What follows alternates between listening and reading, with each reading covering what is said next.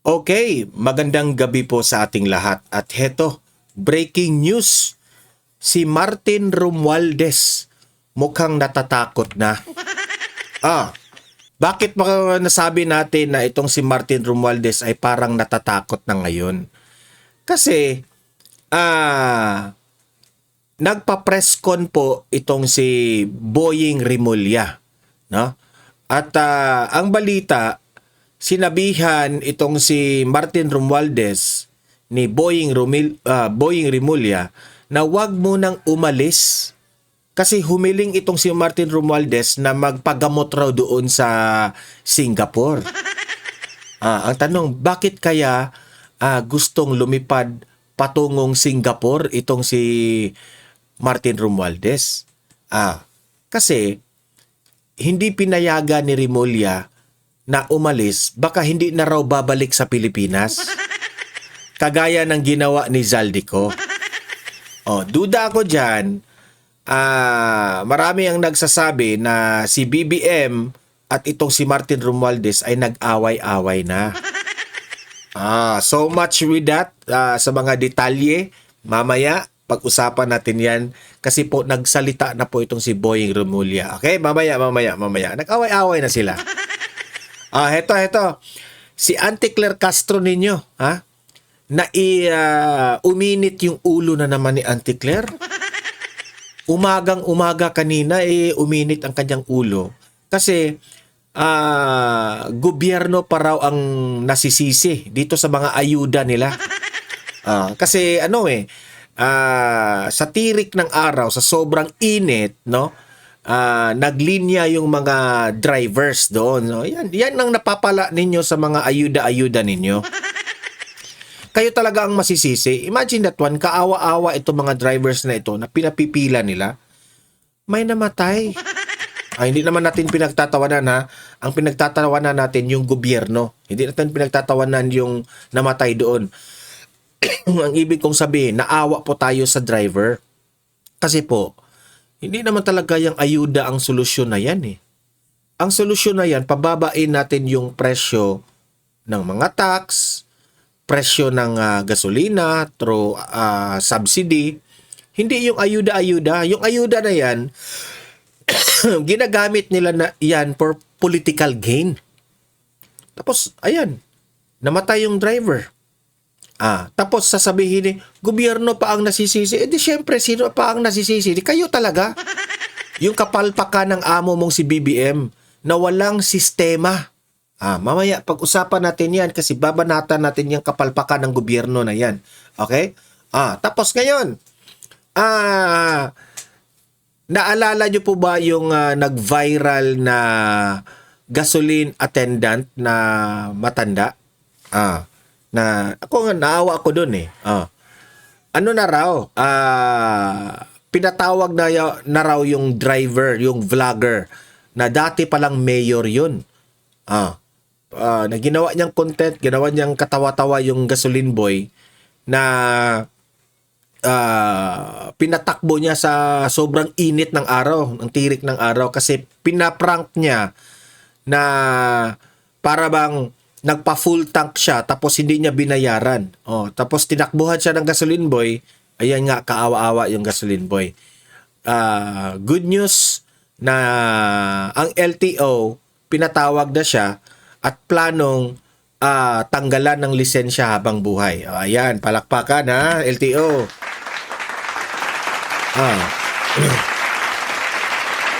Tayo po'y natutuwa dito sa mga ganitong bagay kasi po kahit binabatikos natin sometimes yung LTO kasi dami ring corrupt dyan eh. At least tayo, yung mga abusadong mga mayor, dapat natin yung disiplinahin itong mga taong to. Hindi porkit mayaman kayo, ay mang-aapi na po tayo sa mga mahihirap nating mga trabahante, di ba? Ito mamaya ano natin 'yan, ipapakita natin 'yan, okay? Para ma-satisfy ang ating kasi ako galit na galit ako nung tiningnan ko yung video eh. Mamaya ano natin 'yan, topic natin 'yan. At eto na naman ang pautot ng kamera. sa issue po ng Office of the Vice President, 'di ba? Na marami po tayong nagtataka po tayo na nabigla po tayo na bakit itong COA bigla nang nag 360. Kasi yung COA pinasa sa uli na yung ito Office of the Vice President, no?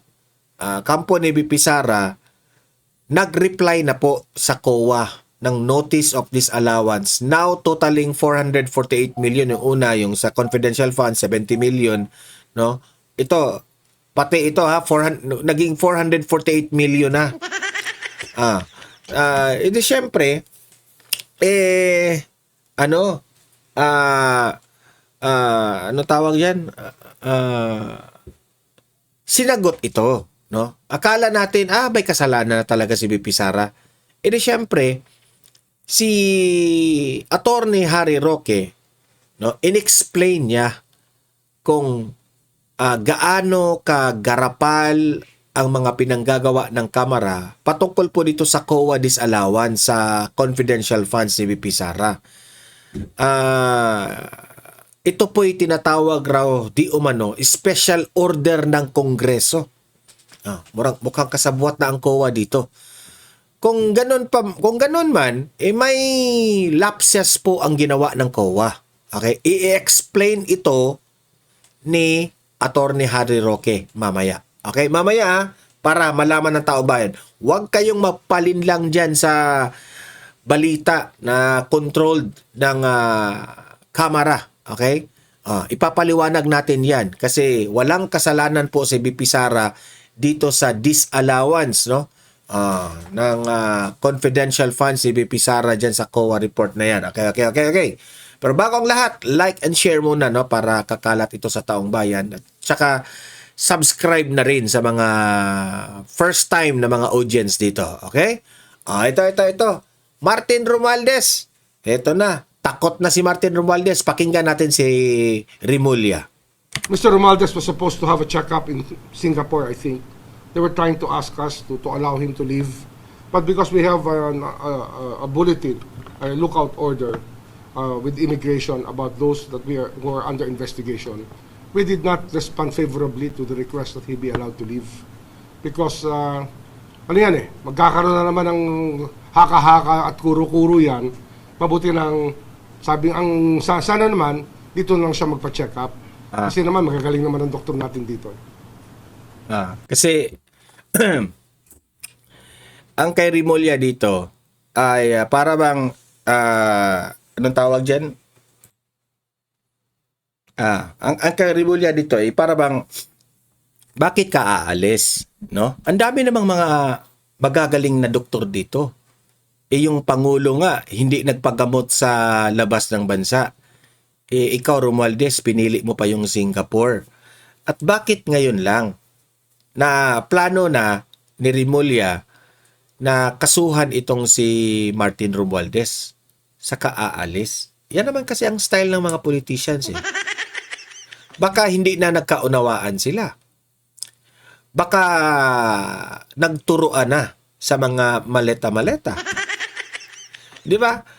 So, hindi pinayagan. Hindi pinayagan si Martin Romualdez na makaalis ng bansa. Delikado.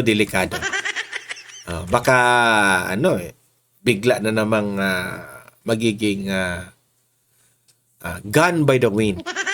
Baka magkita sila ni Zaldico doon sa, kung saang-saang lugar. Magkita sila doon sa labas. Paldo tayo sa paleta. Kasi ito mga taong ito, kapag makalabas ito, ang dami nilang pera. Habang buhay nila gagastahin yan sa labas ng bansa. Out of the Philippines. Tapos ito pa yung ina-appreciate ni Jam Magno. Di ba? Patuloy. Actually, they were burning the lines yesterday and up to this morning. But ako, I held my ground. Sabi ko, when you join government, you already surrender your right to travel, especially to another jurisdiction, especially if you're under investigation. Kailan sana siya lumiyahe sa Singapore? Today. Today, dapat. Oh, so hindi siya pinayagan ha. Yan naman talaga ang lagi nilang reason kaagad, no? Health issue para payagan na umalis ng bansa. Dito ka lang magpagamot, 'di ba? Hindi na kailangan na doon pa sa Singapore. Ay nako, to mga alam nyo, sa totoo lang, sa style ng administrasyong Marcos, ang mga mayayaman kagaya nitong si Romualdez, lalo silang yumayaman, inaapak-apakan nila yung mga mahihirap. Tayo mga mahihirap, pinagloloko lang tayo. Bigyan lang tayo ng ayuda, okay na, 'di ba? Ang hindi natin alam, inaabuso po yung mga natin yung mga dapat ay nasa atin. Yung pera na yan sa flood control anomaly dapat maibigayan ng tama ng taong bayan eh. Pero anong nangyari? Sila yung nakinabang sa pera. Ganyan po ang administrasyon natin ngayon. Hindi po tinulungan ng administrasyon na maiahon sa kahirapan ang mahihirap. Ang tinulungan po ng administrasyon, yung mga mayayaman nilang kaalyado. Lalong yumayaman. Pasarap sa buhay. Hindi namin siya pinaalis. Hindi namin pinayagan na ma-lift yung bulletin niya. Kasi nga, naka-lookout order because we've been investigating him actively. Baka hindi na bumalik eh. We don't want that to happen. Baka sa investigasyon nila ni Rimulya, baka may klarong ebidensya na. At mukha yatang hindi na makakalusot. At tapos, heto pa. Bakit ngayon ka lang aalis, Martin Romualdez, nung nalaman mong nahuli na si Zaldico? Para nanganganib na eh. Nahuli na si Zaldico eh. Mukha yatang talaga, nagkagulo na sila. May i-reveal na siguro, yan si Zaldico na yan, pagdating dito yan sa Pilipinas, baka pati si Sandro Marcos ay may sakit na rin, aalis ng Pilipinas. Aalis yan sa Pilipinas. Kasi watch kayo palubog na ng palubog talaga ang barko. Hindi sa lahat ng panahon ay presidente si BBM. Yan ang tangi nating tandaan. Baka naghahanda na sila. Kasi kapag si BP Sara na ang maging presidente, goodbye kayong lahat. Goodbye kayong lahat talaga. Well, siguro heart, sugar, diabetes, heart, usual May sakit raw si Romualdez. May sakit raw. diseases of our. Alam nyo, sa totoo lang, no, ayaw ko namang pansinin yung ganyan ba. Alam nyo, kapag meron po tayong mga, ito advice ito para sa lahat. Huwag kasi tayong gumawa ng bagay na meron po tayong taong napapahamak o naaapakan. Kasi yan mag-backfire yan makarma ka eh. Hindi man sa sa ibang paraan, no? Kapag ikaw, marami kang inaabusong tao, especially ang taong bayan, ito, warning ito sa lahat ng mga government officials na huwag niyong aabusuhin yung pagiging in power ninyo. Especially if aabusuhin ninyo ang mga constituents ninyo, kung aabusuhin niyo yung taong pinagsilbihan ninyo. Kasi yan makakalusot man kayo sa mga kalokohan ninyo, pero ang Panginoon ay may ibang paraan kung paano ka paparusahan. Totoo yan. Talagang ako ang naniniwala ko sa karma niyan eh. Generation. 5 araw yata hinihingi.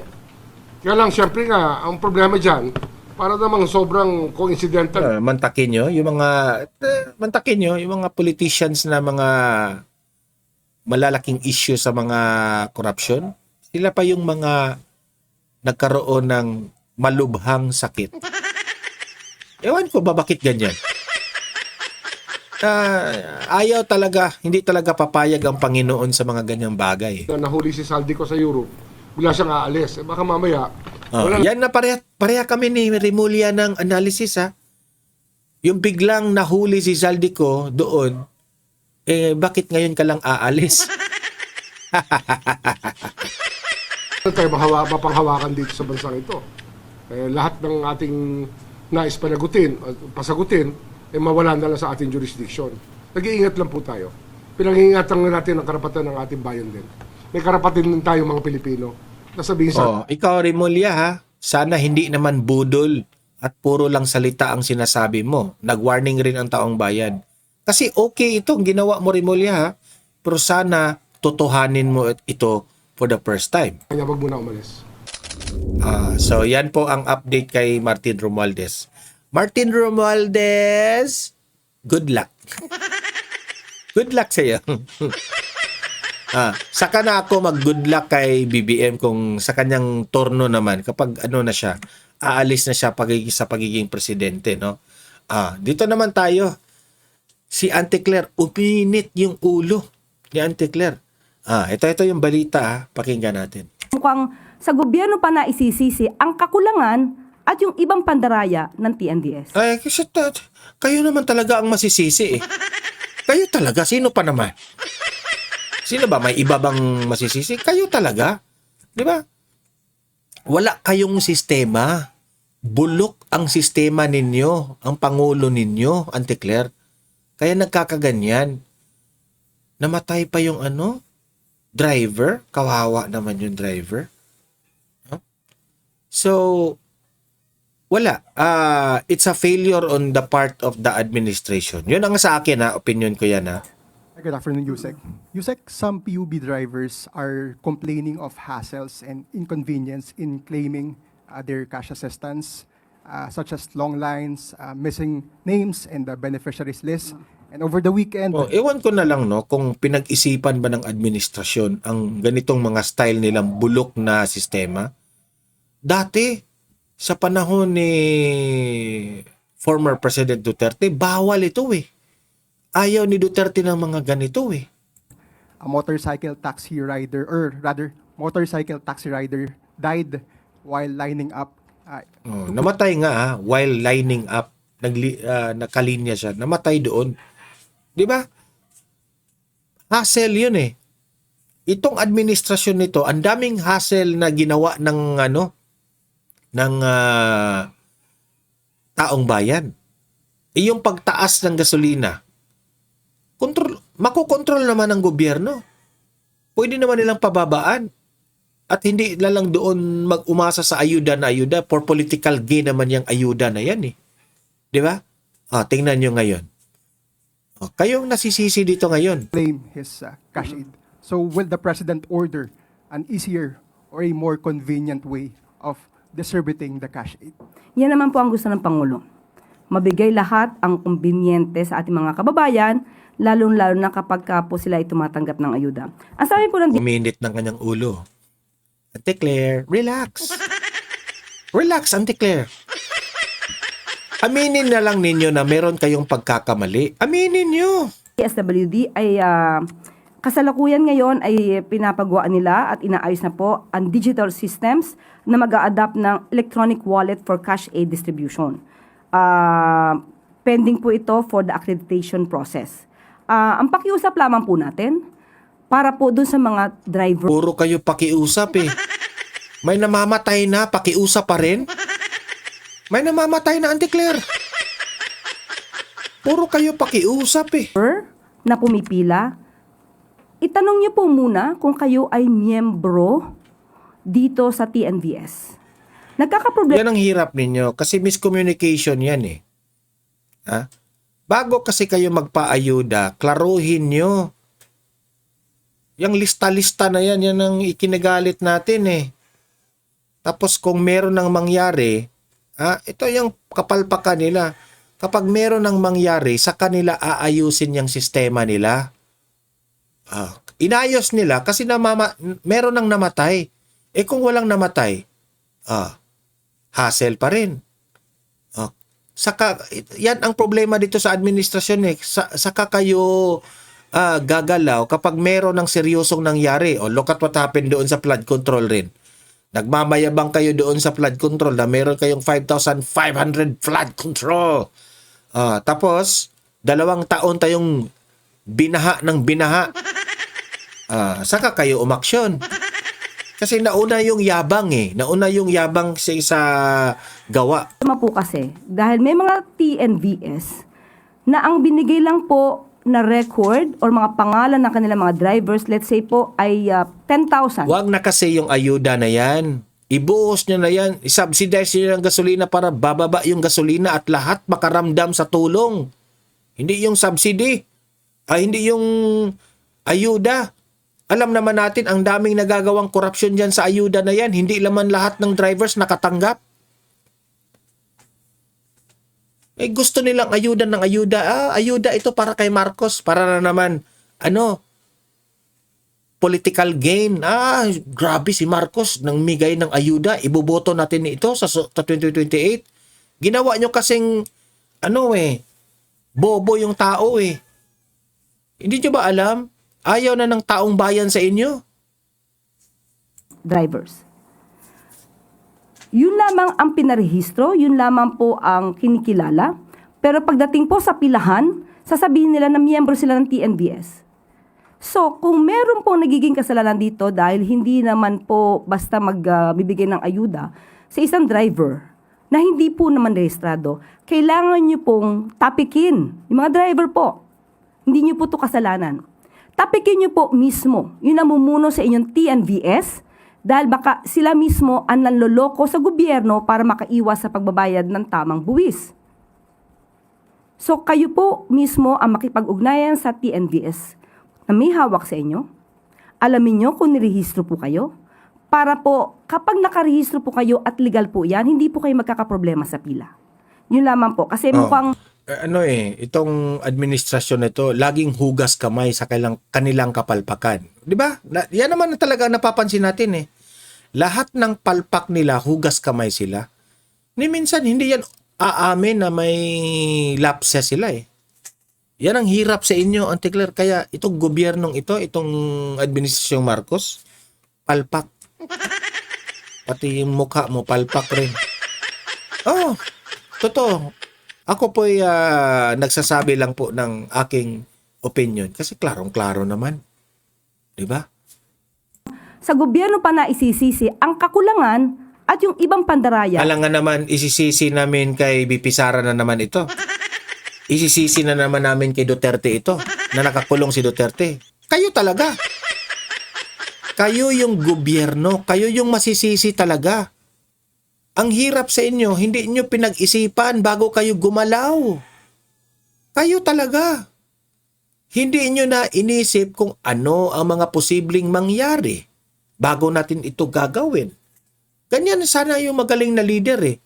Kung gagawin natin ito, ano ang mga posibleng mangyari para maiiwasan natin. Ganun. Hindi yung natataranta na kasi kayo eh. Gawa kayo, magpaayuda tayo para ma-appreciate tayo ng taong bayan kasi crisis eh, malaki ng gasolina, ayuda tayo. Yun kasi ang iniisip ninyo, akala ninyo magugustuhan ng taong bayan, hindi. Tingnan nyo ngayon na meron ng namatay. Tapos magagalit pa kayo na isisi sa inyo yung mali. Kayo talaga yung mali. Di ba? Ng TNVS. Ay nako, Auntie Claire. Ewan ko na lang. Kaya BBM, if gusto mo pang tumaas yung rating mo, tanggalin mo na yan si Auntie Claire. Tanggalin mo na yan. Ito, punta muna tayo dito ha. Yung viral na gasoline boy na pinaprank. Okay? Nakawawa talaga. Pero ito na po yung update nito. For the content lang pero lagot sa LTO ang vlogger na nagpa-full tank at nagpahabol sa gasoline boy sa Cagayan. Ang vlogger na pagalamang dati pa palang mayor. Narito ang Frontline Report. Hinahabol ng matandang gasoline boy na yan ang SUV sa katirikan ng araw sa Alakapan, Cagayan. Ayon sa viral video, nagpa-full tank ng sasakyan ng motorista pero hindi siya nagbayad. May pagkakataong naabutan ng gasoline boy ang SUV. Pilit niya itong pinapahinto pero patuloy lang sa pagtawa ang sakay nito na isa palang vlogger. Hinayaan lang niya ang kanyang SUV driver na magpatuloy sa pagmamaneho. Kahit hiningal, ilang metro pa ang tinakbo ng gasoline boy. Hindi na nakita sa video ang mga sumunod na nangyari. Pero maraming netizens ang hindi natuwa. Marami ang nagtag sa Land Transportation Office para panagutin ng vlogger na kinilalang si Harry Florida, dating mayor ng Alakapan, Cagayan. Ayon sa kanya, ang gasoline boy sa video Akala natin, ewan ko lang ha kung sila ba ay nagsisinungaling. Pero nung una, akala natin na talagang hindi magkakilala yung vlogger at yung gasoline boy attendant. Na pinaprank talaga, na pinapahirapan yung gasoline boy. Yun yung una nating nalalaman, the initial reaction natin. Pero ang claimants, itong claim ng vlogger na dating mayor, scripted raw ito. Trabahante raw niya ito yung tumatakbo. Kasi pagmamay-ari sila ng isang gasoline station. So scripted. Kahit scripted, marami po ang nagagalit. Maraming nabubwisit doon sa viral video na yun . Ako, kahit scripted, hindi magandang script ito. Okay? Kagaya ng kamera na ginawa nila kay BP Sara, hindi magandang script. Hindi po ito magandang script kasi ang daming nabubwisit na netizen . Kung gusto mong maging vlogger, yung magandang impluwensya naman, yung magandang idinidulot araw-araw ng mga pinopost sa social media, di ba? Ika nga sabi natin, dapat tayo be responsible kung ano yung mga pinopost natin. Ito, para sa atin, ay isa po itong uri na nakaka-bad trip sa pang-araw-araw nating tinitingnan sa ay si Tyson na isa ring vlogger. Kaya paano raw huhulihin? Lumalabas na for the content lang pala ang viral video. Ewan ko na lang ha kung palusot na nila ito. Siyempre, trabahante niya yan. Gawin na lang natin scripted yun. Ganyan. Para lulusot ang kasalanan ng mayor. Sa akin lang, kahit scripted yan. Or baka imbestigahan ng LTO para malaman natin kung scripted ba talaga yan o baka palusot na lang yan. Nila yung sabi nilang scripted. Scripted ito. Pero hindi umubra kay LTO Chief Marcos Lacanilaw ang pantitrip na yan. Pinagpapaliwanag pa rin ng ahensya ang ex-mayor vlogger. Actually, kilala ko siya, identify ko na siya. Yung nakakataas siya sa buhay, inaabuso nila. So, hindi tama yun na pahabol-habulin niya yung tao niya sa init ng araw. Kahit empleyado niya yan o kamag-anak niya yan, wag mong gawing laruan yung mga tao para sa ikatutuwa mo. Hindi katanggap-tanggap sa amin sa LTO. Sinuspende rin niya ng 70 araw ang lisensya ng SUV driver at isinailalim sa alarm status ang sasakyan. May paalala rin ng LTO sa mga vlogger. Yung pagiging vlogger natin, maging responsable tayo. Hindi yung magbibigay tayo ng hindi magandang halimbawa sa mga kababayan natin. Sina-challenge pa natin ng gobyerno na hindi sila kayang hulihin. Kami, huhulihin namin sila at seryoso kami. Kasi kung hindi natin gagawin to, hindi tayo titino. Wala pang pahayag sina Tyson at Florida, pati na ang SUV driver, bagamat binura na ng ex-mayor ang viral video. Nagbabalita mula sa Frontline. So para sa akin LTO siguraduhin mong matanggal yung lisensya na yan habang buhay kasi nakaka-bad trip yung ginawa niya. Okay? Bad trip talaga. Okay. Yun yung update doon at least na na natin yan. Natuldukan na yung issue na yan. Heto, patungkol po dito sa COA Notice of Disallowance sa issue ni VP Sara. Ito po yung balita tapos ipapaliwanag ni Attorney Harry Roque bakit may mali ang kamera na naman dito ang may utos na naman daw siguro dito. The Office of the Vice President is now addressing the notice of disallowance from the Commission on Audit. May live report si Isaiah Mirafuentes mula sa Batasang Pambansa. Isaiah, paki-explain ano itong notice of disallowance at yung implikasyon nito sa kaso ng Vice-Presidente. May bagay naglabas na nga ng pahayag ang Office of the Vice President kaugnay nga sa naungkat kahapon na 375 million pesos notice of disallowance ng Commission on Audit laban sa OVP. Dahil nga dito may umabot na sa Iba ito sa 70 million ha sa confidential funds. Meron na naman silang 300 plus million naman. Parang pinipressure ng Kamara itong COA 448 million pesos ang halagang dapat ibalik ng opisina ng BISE. Aminado ang Office of the Vice President na natanggap na nila ang notice of disallowance sa kanilang paggastos ng confidential funds para sa taong 2023. At nangako naman ng OVP na kanila na itong inaasikaso base sa COA rules. Subalit ayon rin sa tanggapan, hindi pa raw nila natatanggap ang notice of disallowance para sa taong 2022 o yung 73.3 million pesos disallowance mula sa COA. At ito ang natukoy ng Commission on Audit sa nakaraang pagdinig ng House Justice Committee kaugnay sa impeachment complaints laban kay VP Sara. Samantala, may naniniwala naman ang Makabayan Bloc sa Kamara na ito ay malinaw raw na pang-aabuso sa tiwala ng publiko at hindi raw normal ang halos 500 million pesos na disallowance. Nananawagan rin sila na dapat alisin ang confidential and intelligence funds sa mga sibilyan na opisyal ng gobyerno o yung mga opisyal na hindi sundalo o kaya pulis dahil naniniwala ang grupong Makabayan na malapit ito sa abuso. Humihiling din sila sa Kamara na magsagawa ng reforma para matigil na ang pang-aabuso sa confidential and intelligence funds. Samantala, may ayon naman sa pahayag ni Sagip Party List Representative Paulo Marcoleta, sinabi niya na ang nagpapatuloy raw na impeachment proceedings dito sa Kamara ay tila pagsasayang lang raw ng oras ng mga mambabatas. Yan raw ay sa kabila ng may kasalukuyang krisis tayong nararanasan sa ngayon. Ayon rin sa kanya, may posible raw na... so, yun po ang balita, no? Patungkol dyan. Na sa balita na yan, para talaga, grabe si BP Sara. Corrupt talaga si BP Sara kasi nagsasabi na yung COA eh. Heto yung explanation ni Attorney Harry Roque. Pakinggan ninyo. Well, ang pagkakaintindi ko, pati si Inday Sara, hindi pa niya nakakuha yung desisyon ng COA. Ang nakapagtataka, paano nagkaroon ng ganyang disallowance, wala naman lumabas sa COA review, di ba?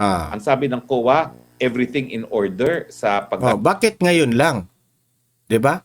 Sa kasagsagan ng hearing sa impeachment ni BP Sara, bakit ngayon lang umaksyon ang COA? Yan ang point ni Attorney Harry Roque. Gastos ng pondo ng Office of the Vice President. Bakit meron ngayon? May panibago na namang disallowance bukod pa dun sa naunang disallowance. Ang tingin ko nangyari, this is by special order of Congress na maglabas. Special order ng Kamara. Yan tayo. Yan kalokohan ninyo. Ang notice of disallowance at hindi binigyan ng karapatan na marinig ang panig ni VP Sara. Kasi bilang isang nagtrabaho rin sa gobyerno, ang proseso dyan, kapag merong sasabihin nilang maling paggastos ng pera, ilalabas yan doon sa tinatawag na exit conference para naman mabigyan ng pagkakataon yung ahensya sumagot. Pero walang pinagdaan ng ganyang proseso dahil itong sinasabi nilang mahigit na 300 million, mukhang walang kinalaman doon sa 72 million na nauna nang na-disallow. No? At ang nakapagtataka dito sa 300 million na pangalawang notice of disallowance, bakit ang may alam lang ang Committee on Injustice at yung ahensya mismo walang kaalam-alam? So, kalokohan na naman ang ginawa nitong ng Kamara. Presidential spokesman. Sinabi kasi ng COA, inutusan po nila ang VP Sara na ibalik po yung 375 million na confidential funds due to alleged. Binawit po na salita yung alleged irregularities and violation of spending rules. Sir, guilty ba si VP Sara pag ganito ang utos ng Commission on Audit? Well, ang pagkakaintindi ko, pati si Inday Sara, hindi pa niya nakakuha yung desisyon ng COA. Ang nakapagtataka, paano nagkaroon ng ganyang disallowance, wala naman lumabas sa COA review, di ba? Ang sabi ng COA, everything in order sa paggastos ng pondo ng Office of the Vice President. Bakit meron ngayon? May panibago na namang disallowance bukod pa dun sa naunang disallowance. Ang tingin ko nangyari, this is by special order of Congress na maglabas ng notice of disallowance at hindi binigyan ng karapatan na marinig ang panig ni VP Sara. Kasi bilang isang nagtrabaho rin sa gobyerno, ang proseso dyan, Kapag merong sasabihin nilang maling paggastos ng pera, ilalabas yan doon sa tinatawag na exit conference para naman mabigyan ng pagkakataon yung ahensya sumagot. Pero walang pinagdaan ng ganyang proseso dahil itong sinasabi nilang mahigit na 300 million, mukhang walang kinalaman doon sa 72 million na nauna nang na-disallow. No? At ang nakapagtataka dito sa 300 million na pangalawang notice of disallowance, bakit ang may alam lang ang Committee on Injustice at yung ahensya mismo walang kaalam-alam? Opo, dito pa sa iba pang mga patutsada nila po sa kay Vice President Sara Duterte sa impeachment hearing po, attorney. Relevant pa ba yun? Lalo na halimbawa, yung sa pag-confirm na merong rehistro, yung mga motor na sinabi doon sa testimonya ni Madriaga, which is nakapangalan din naman sa kanya. Kaya nagtataka, magbabasa ka sa comment section. So ano ngayon? Anong ibig sabihin yan?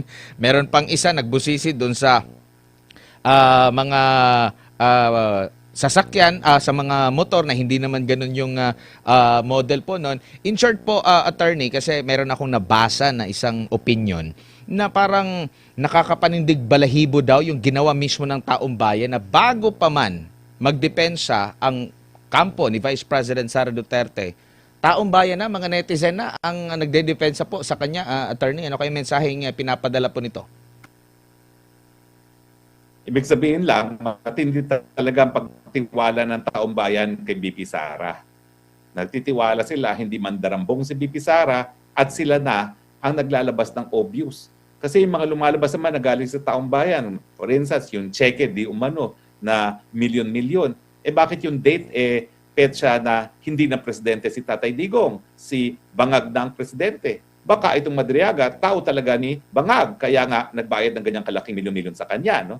At itong mga sasakyan. Yung mga sasakyan na yan, prueba na itong ganitong karaming sasakyan ay pag-aari ni Madriaga. Yan ang dapat nilang hinga ng tax return para malaman kung talagang siya ay kumita ng malaki na he can afford itong mga magagarang mga coaching ito.